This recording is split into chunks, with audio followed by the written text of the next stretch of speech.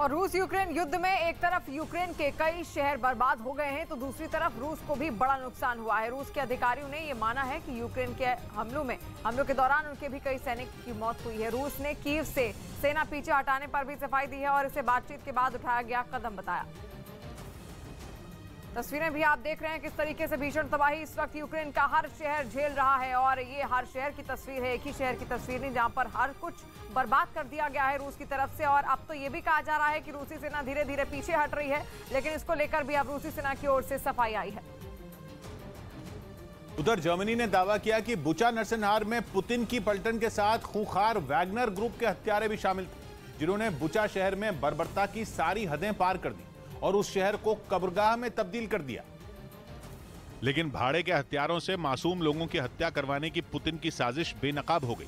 Germany का दावा है कि उसने रूस के 2 सैनिकों की बातचीत को रिकॉर्ड किया जो बुचा नरसंहार में वैगनर ग्रुप के हत्यारों के शामिल होने की बात कर रहे थे। हालांकि रूस के सैनिकों की बातचीत का ऑडियो अब तक सामने नहीं आया। नरसंहार में हर रोज नए खुलासे हो रहे हैं। अब इस नरसंहार के पीछे वैगनर ग्रुप का हाथ होने की बात सामने आई है। वैगनर ग्रुप पूरी दुनिया में बर्बर तरीके से कत्लेआम के लिए जाना जाता है।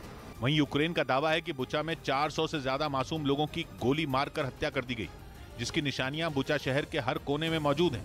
यही नहीं, यूक्रेन ने तो यह भी दावा किया कि बुचा की बर्बादी के पीछे रूसी सेना के साथ वैगनर ग्रुप का भी हाथ है। वैगनर ग्रुप के लड़ाके पुतिन के ऐसे वफादार भाड़े के हत्यारे हैं जो उनके एक हुक्म पर जान लेने और जान देने के लिए हर वक्त तैयार रहते हैं। और भाड़े के इन हत्यारों को युद्ध से पहले ही पुतिन ने यूक्रेन बॉर्डर तक पहुंचने का ऑर्डर दे दिया था।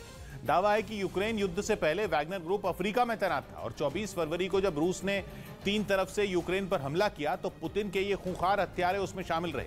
ये वही वैगनर ग्रुप है जिस पर यूक्रेन के राष्ट्रपति जेलेंस्की की हत्या की साजिश का आरोप लगा था और दावा किया गया था कि जेलेंस्की को मारने के लिए भाड़े के हत्यारे भेजे गए थे जो वैगनर ग्रुप से थे। लेकिन अब बुचा नरसंहार में भी इसी ग्रुप के शामिल होने की बात सामने आ रही है। लुहांस्क के एक इलाके से हैरान करने वाली तस्वीरें सामने आई। रूसी बमबारी से लोग अपनी जान बचाने के लिए बंकरों और तहखानों में छिपे दिखे और कई लोग तो मिसाइल हमले के बीच जान बचाकर भागते नजर आए। रूसी फौज ने शहर पर इतने बम बरसाए कि कई इमारतें पूरी तरह बर्बाद हो गई। कुछ बिल्डिंगों से तो धुआं भी निकलता दिखा। हमले में कई घरों की खिड़कियां भी टूट गईं और उनका मलबा चारों तरफ बिखरा नजर आया। सामने आई तस्वीरों में बमबारी के बीच कई पुलिसकर्मी स्कूलों और दूसरी जगहों पर लोगों की तलाश करते दिखे और जैसे ही उन्हें वो मिले उन्होंने उनको खाने पीने का सामान दिया, जिसके बाद कई लोग तो खाना पकाते हुए भी नजर आए। बमबारी के बीच डरे सहमे लोग मदद पाकर खुश दिखे, लेकिन वो वापस बंकरों में छिप गए, जिसके बाद पुलिस वालों ने उन्हें समझाकर बाहर निकाला और सुरक्षित जगहों पर जाने के लिए तैयार किया। और बोरोदियांका शहर के एक पार्क में यूक्रेन की सेना का सर्च ऑपरेशन जारी है। यूक्रेनी सेना का ये दावा है कि इमारतों पर रूस के मिसाइल अटैक से इमारतों के मलबे में कई लोग दबे हुए हैं, इसलिए उनको निकालने के लिए ये सर्च ऑपरेशन चलाया जा रहा है। बोरोदियांका में मेरे पीछे एक पार्क है जिसमें सैकड़ों लोग काम कर रहे हैं। ये लोग क्या ढूंढ रहे हैं? ये तस्वीर आप देखिए, ये कूड़ा इकट्ठा कर रहे हैं, मलबा इकट्ठा कर रहे हैं, लेकिन ये मलबा आया कहां से पार्क में? अब जरा सामने की तस्वीर देखिए, ये बिल्डिंग आपको दिखाई दे रही है। एक बिल्डिंग, 2 बिल्डिंग और बीच में एक बिल्डिंग थी। इस पे भी मिसाइल आके सामने से गिरी और जब मिसाइल गिरी तो उसका मलबा पूरे पार्क में फैल गया और उसी को इकट्ठा कर रहे हैं सैकड़ों लोग जो दमकल विभाग के हैं या फिर जो लोग डिजास्टर मैनेजमेंट के हैं। वो लगातार पूरे इलाके में मलबा इकट्ठा कर रहे हैं। लेकिन ये सबसे बड़ा सबूत है और सबसे बड़ी जगह है यूक्रेन सरकार के मुताबिक जहां उसको ज्यादा से ज्यादा लोगों के मारे जाने की आशंका है।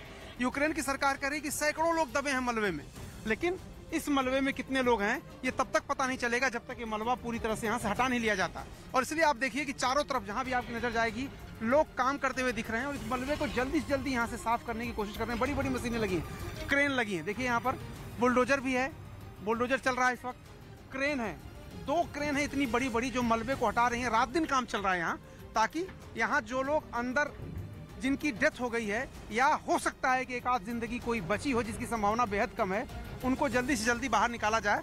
रूस ने जब इस इलाके को खाली किया तो यहाँ पर रेस्क्यू चला पाना इतना आसान नहीं था, क्योंकि रास्ते टूटे हुए हैं, रास्तों में बैरिकेड लगे हुए हैं। तो किस तरह से जो रेस्क्यू मशीनें हैं, क्रेन्स हैं, ये कैसे आएंगी यहाँ तक? तो लेट हुआ है, इसलिए इस वक्त अब यहाँ पर रूस के जाने के 3-4 दिन बाद ही काम शुरू हो पाया है रेस्क्यू का। तो कोशिश जो यूक्रेन की सेना है, यूक्रेन के लोग हैं, अथॉरिटीज हैं, वो कोशिश ये कर रहे हैं कि ये जो बिल्डिंग जमींदोज हुई है इसके नीचे बंकर में जो लोग छुपे थे जिनकी अब संभवतः मौत हो गई है उनको किसी तरह से बाहर निकाला जाए, या कुछ लोग अगर बचे हों संभवतः, क्योंकि जिंदगी हो सकता है कि हो अभी यहाँ पर, जो लोग बचे हों उनको भी सकुशल निकाला जा सके। कैमरामैन कमल देव के साथ Arun Singh, news 18 India. Ukraine के अलग अलग शहरों पर रूस की बमबारी के बाद कई इलाके पूरी तरह बर्बाद हो गए। रूसी फौज ने कीव, चेर्निव, मारियोपोल में टारगेट कर कई हमले किए, जिसमें यूक्रेन को काफी नुकसान पहुंचा। सामने आई तस्वीर में चेर्निव शहर के कई इलाके तबाह दिखे। चारों तरफ टूटी इमारतें और दूर तक सिर्फ मलबा ही दिखाई दिया। ऐसा लगा मानो पहले कभी कोई यहाँ रहा ही ना हो।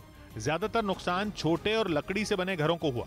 यही नहीं, कई ऊंची बिल्डिंगें भी बमबारी के बाद बर्बाद हो गई।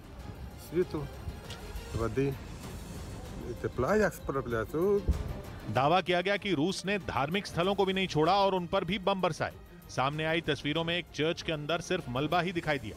और ऐसी ही तबाही की कुछ और तस्वीरें यूक्रेन की राजधानी कीव और मारियोपोल शहर से सामने आई, जिसमें कीव के कुछ इलाके रूसी हमले के बाद बर्बाद नजर आए। रूसी फौज के हमले इतने जोरदार थे कि कई इमारतें जल गईं। वहीं कुछ बिल्डिंग तो झुकी हुई भी दिखी। यही नहीं, सड़क पर गोला बारूद का ढेर नजर आया और यूक्रेन के फौजी गश्त करते दिखे। कुछ जवानों ने हथियारों का मलबा भी साफ किया और जिन हथियारों का वो इस्तेमाल कर सकते थे उन्हें साथ ले गए। वहीं मारियोपोल में भी रूस के हमले के बाद तबाही का मंजर दिखा। चारों तरफ मलबा और टूटी हुई इमारतें नजर आईं। रूसी गोलाबारी के बीच शहर के लोग संघर्ष करते दिखे। हमले के खतरे के बावजूद कई लोग शहर लौटे और अपने घरों की हालत देखी। बीच यूक्रेन के इवांकीव शहर में पुतिन के जवानों की बर्बरता से बचने के लिए महिलाओं को अपने बाल कटवाने पड़े और दावा है कि ऐसा उन्होंने इसलिए किया ताकि वो अपने बाल कटवाने के बाद सुंदर ना दिख सकें, जिससे रूसी सैनिकों की नजर उन पर ना पड़े और उनकी इज्जत बची रहे। क्योंकि आरोप है कि पुतिन की सेना के कुछ जवानों ने कीव के पास बसे इस शहर में 2 नाबालिग लड़कियों का बलात्कार किया। इस शहर की डिप्टी मेयर का दावा है कि रूसी सैनिकों ने उन लड़कियों के बाल पकड़कर उन्हें एक बंकर से बाहर खींचा था, जहां वो छिपकर बैठी थी। इवांकीव शहर पर 35 दिनों तक कब्जा करने के बाद हाल ही में रूसी सेना वहां से पीछे हटी है। और उधर यूक्रेन युद्ध के बीच इजराइल के तेल अवीव शहर में एक बार फिर हुए आतंकी हमले में 2 लोगों की मौत की खबर है, जबकि 10 से ज्यादा लोग घायल बताए जा रहे हैं। और बताया गया कि हमलावर ने भीड़भाड़ वाले बाजार में अलग अलग जगहों पर अंधाधुंध फायरिंग की, जिसकी वजह से वहां अफरा तफरी मच गई और लोग जान बचाने के लिए इधर उधर भागते नजर आए। दहशत का आलम ऐसा कि जिसको जिधर का रास्ता मिला वो उधर की ओर भागता दिखाई दिया। इस दौरान वहां फायरिंग की आवाज भी सुनाई दी। बताया गया कि हमलावर ने सबसे पहले एक बार के बाहर फायरिंग की, जिसकी वजह से बार के अंदर बैठे लोग दहशत में आ गए और आनन फानन में कुर्सियों को धक्का देते हुए जान बचाकर वहां से भागते दिखाई दिए। वहीं घटना की जानकारी मिलते ही पुलिस ने हमलावर की तलाश में घेराबंदी शुरू कर दी और पूरा इलाका पुलिस की गाड़ियों के सायरन से गूंज उठा। कुछ दिनों पहले भी तेल अवीव समेत इजराइल के अलग अलग इलाकों में हुए आतंकी हमलों में 11 लोग मारे गए थे। रूस के गैस और तेल ने यूरोप को एक बार फिर पुतिन की ताकत का एहसास करवा दिया, खास तौर पर तब जब यूरोपियन यूनियन के एक अधिकारी ने यूरोप की संसद में बोलते हुए यूरोप के तमाम देशों को आईना दिखा दिया और उन्होंने दावा किया कि रूस रोजाना करीब 1 बिलियन यूरो अकेले यूरोप से कमा रहा है। 1 बिलियन यूरो का मतलब है भारतीय रुपयों में 8,000 करोड़ से भी ज्यादा। इतनी बड़ी रकम साल या महीने की नहीं बल्कि रूस की केवल एक दिन की कमाई बताई गई, वो भी सिर्फ तेल और गैस बेचकर, और वो भी अकेले यूरोप से। यह आंकड़ा तब है जब यूरोप के देशों ने अमेरिका के साथ मिलकर रूस पर कड़े प्रतिबंध लगाए हैं। कुछ देश तो गैस और तेल के इंपोर्ट पर लगाम लगाने के भी दावे कर रहे हैं, लेकिन यूरोपियन यूनियन की संसद में जब यह आंकड़ा बताया गया तो साफ हो गया कि यूरोप से रूस पर लगे प्रतिबंध केवल हवाई हैं। मतलब ये कि यूरोप के नेता रूस पर प्रतिबंधों का केवल दिखावा कर रहे हैं और दावा है कि यही बात यूरोप की संसद में कही भी गई। दावा किया गया कि यूरोप से कमाए गए पैसों का ही इस्तेमाल शायद रूस की तरफ से जंग में हो रहा है। हालांकि पता यह भी चला है कि रूस के तेल और गैस पर निर्भरता कम करने का प्रस्ताव यूरोपियन यूनियन की संसद में जंग से काफी पहले लाया गया था। जनवरी में ही इस पर फैसला किया जाना था, लेकिन उस वक्त जर्मनी ने बैन के प्रस्ताव को पास होने से रोक दिया था। और अब कई देश अपने अपने स्तर पर रूस पर निर्भरता कम करने की दुहाई दे रहे हैं। हालांकि आंकड़े साफ कर रहे हैं कि रूस पर यूरोप के लिए निर्भरता कम करना लगभग नामुमकिन है, लेकिन तेल और गैस के खेल के बीच यूरोप के कुछ देशों ने कोयले पर एक बड़ा फैसला लिया। दावा है कि यूरोप के 27 देशों ने रूस से कोयले का इंपोर्ट बंद करने का फैसला किया है। यूरोप को कोयला एक्सपोर्ट करने से रूस को सालाना 4 बिलियन यूरो यानी करीब 33,000 करोड़ रुपए की कमाई होती है। हालांकि तेल और गैस के कारोबार के सामने कोयले के एक्सपोर्ट का आंकड़ा कुछ भी नहीं। मतलब ये कि तेल और गैस के मुकाबले कोयले का धंधा 1% से भी कम है। लेकिन कोयले का इंपोर्ट बंद कर यूरोप दुनिया को ये बताना चाहता है कि वो रूस पर कार्रवाई कर रहा है। हालांकि रूस पर कार्रवाई के लिए यूरोपियन यूनियन के सभी देशों ने एकजुटता जरूर दिखाई, कुछ अहम फैसले भी लिए गए। दावा है कि यूरोप से रूस को होने वाला एक्सपोर्ट भी बंद किया जाएगा। ऐसा बहुत सा सामान है जो यूरोप के देश रूस भेजते रहे हैं। ये कारोबार करीब 10 बिलियन यूरो सालाना का है, मतलब रुपयों में 80,000 करोड़ सालाना से भी ज्यादा का। इसमें सेमीकंडक्टर, कंप्यूटर से जुड़ी कुछ तकनीक शामिल हैं। इसके अलावा बिजली का सामान भी यूरोप के देश रूस भेजते रहे हैं। पब्लिक ट्रांसपोर्ट में इस्तेमाल होने वाली कुछ गाड़ियां भी यूरोप में बनती हैं जो रूस पहुंचती रही हैं। दावा यह है कि यूरोप के देश मिलकर रूस के साथ कारोबार से जुड़ी हर उस डील को रद्द करना चाहते हैं जिसके बिना काम चल सकता है। केवल तेल और गैस से जुड़े सौदे ही यूरोप की दुखती रग है, जिन पर चाहकर भी यूरोप के देश बैन लगाने में नाकाम है। युद्ध के दौरान बंदी बनाए गए सैनिकों की अदला बदली में यूक्रेन ने अड़ंगा लगा दिया, जिसकी जानकारी बाकायदा रूस की राजधानी मॉस्को से उनके रक्षा मंत्रालय के अधिकारियों ने दी और पुराने समझौते को तोड़ने का आरोप यूक्रेन पर लगाया, जिसके तहत युद्ध के दौरान बंदी बनाए गए सैनिकों को लौटाने पर दोनों देशों ने सहमति जताई थी। Список заявленных к обмену в количестве 251 военнослужащего। रूस ने दावा किया कि वादे के मुताबिक यूक्रेन को रूसी जवानों की 251 टुकड़ियां लौटानी थी, लेकिन तय वक्त से ठीक 24 घंटे पहले उसने उनमें 38 सैन्य अधिकारियों को लौटाने से मना कर दिया और तो और इसके पीछे की वजह बताने से भी इनकार कर दिया। कीव की रहने वाली एक महिला को अपने बेटे का शव उसके मरने के 26 दिन बाद मिला। बताया गया कि कीव में जारी रूसी हमलों से बचने के लिए वो अपने परिवार के साथ शहर से भाग रही थी, लेकिन जब वो एक नाव पर बैठकर नदी पार कर रही थी तभी रूसी बमबारी की वजह से वो नाव पलट गई और उसी वक्त उस महिला की मां की मौत नदी में डूबने से हो गई। साथ ही उसका 4 साल का बेटा भी वहीं डूब गया, लेकिन कीव से भागने की होड़ में उसे अपने बेटे को बचाने का मौका तक नहीं मिल पाया। हालांकि उस महिला को इस बात का पूरा भरोसा था कि कोई ना कोई उसके बेटे को बचा लेगा। इसके बाद उसने कीव छोड़ने का इरादा बदल दिया और अपने बेटे की तलाश में जुट गई और किसी चमत्कार की उम्मीद लिए वो पिछले 26 दिन तक यहाँ वहाँ घूमती रही, लेकिन उसका भरोसा उस वक्त टूट गया जब उसे एक इलाके में अपने बेटे का शव मिला। उधर यूक्रेन के शहर बुचा में हुए नरसंहार पर नए और चौंकाने वाले दावे हुए हैं। यूरोप के देश लात्विया से चलने वाली एक वेबसाइट ने रूसी सेना पर लगे बर्बरता के आरोपों को साबित करने के लिए एक वीडियो जारी किया, जिसे ड्रोन कैमरे के जरिए 23 मार्च से 30 मार्च के बीच रिकॉर्ड किए जाने का दावा किया गया, यानी उस वक्त जब बुचा शहर पर रूसी सेना का कब्जा था। और इस वीडियो में बुचा शहर एक कब्रिस्तान बना दिखा। वहां बीच सड़क पर, सड़क किनारे, फुटपाथ पर हर तरफ शव ही शव पड़े हुए नजर आए। एक शव को साइकिल के साथ सड़क पर पड़ा हुआ दिखाई दिया, यानी जंग के दिन वो आदमी काम पर निकला था लेकिन कभी घर नहीं लौट पाया। हालांकि बुचा की सड़कों पर इस तरह की तस्वीरें दुनिया पिछले कई दिनों से देख रही है, इसलिए इस वीडियो में कुछ नया नहीं है। लेकिन जो नया है वो है इस वीडियो पर लिखी तारीख, जिसके जरिए यह साबित करने की कोशिश की गई है कि रूसी सेना ने ही बुचा में नरसंहार किया। और वहीं पाकिस्तान में अविश्वास प्रस्ताव खारिज होने के फैसले को सुप्रीम कोर्ट ने असंवैधानिक करार दे दिया है, जिसके बाद सियासत और तेज हो गई है। इमरान खान ने आज कैबिनेट और संसदीय समिति की एक बैठक बुलाई है। साथ ही इमरान खान आज शाम को पाकिस्तान की जनता को फिर से संबोधित करेंगे।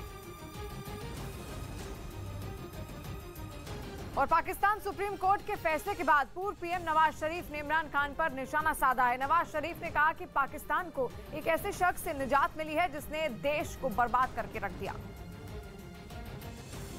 माशाअल्लाह ऐसे शख्स से निजात मिली है जिसने पाकिस्तान को बिल्कुल मुआशी तौर पे तबाह बर्बाद किया, पाकिस्तान के आम आदमी को भूखा मार दिया है और पाकिस्तान को बिल्कुल कंगाल करके रख दिया है और पाकिस्तान को एक अपना बहुत ही ऐसी जगह पे पहुंचा दिया जहां कभी तसव्वुर नहीं हो सकता। पाकिस्तान के पूर्व मंत्री फवाद चौधरी के भाई ने वहां की सुप्रीम कोर्ट में हंगामा किया। एक दिन पहले इमरान के करीबी और पार्टी नेता फवाद चौधरी पत्रकारों से भिड़ गए थे, लेकिन अब इसके अगले ही दिन उनके भाई फैसल चौधरी भी विवादों में आ गए। ये सब हुआ सुप्रीम कोर्ट परिसर में। दावा है कि फवाद चौधरी के खिलाफ हुई नारेबाजी से उनके भाई फैसल भड़क उठे। इसके बाद उन्होंने वहां हंगामा कर दिया। इस दौरान विपक्षी दल पाकिस्तान मुस्लिम लीग नवाज के वकीलों के साथ उनकी हाथापाई हो गई। फवाद चौधरी के भाई फैसल पाकिस्तान सरकार के वकील हैं और वो अपनी सरकार बचाने के लिए सुप्रीम कोर्ट में सुनवाई के लिए पहुंचे हुए थे। इसी दौरान वहां से बाहर निकलते समय यह भिड़ंत हो गई। खबर है कि इमरान खान ने भ्रष्टाचार की जांच से बचने के लिए विदेशी साजिश का मुद्दा उछाला। इमरान पर यह आरोप पीएमएलएन के नेता एहसान इकबाल ने लगाया। इमरान ने एक बार नहीं बल्कि कई बार कहा था कि उनकी सरकार गिराने का प्लान अमेरिका में बना, लेकिन अब वो पूरी दुनिया के सामने झूठे साबित होते दिख रहे हैं। कहा जा रहा है कि इमरान ने यह सब इसलिए किया ताकि अमेरिका में उनके खिलाफ भ्रष्टाचार की जांच ना हो। सुनकर हैरानी होगी, क्योंकि इमरान अमेरिका पर ही उनकी सरकार गिराने की चाल चलने का आरोप लगा चुके हैं। लेकिन पीएमएलएन के नेता एहसान इकबाल का कहना है कि इमरान अमेरिका में अवैध फंडिंग के एक मामले में शामिल थे।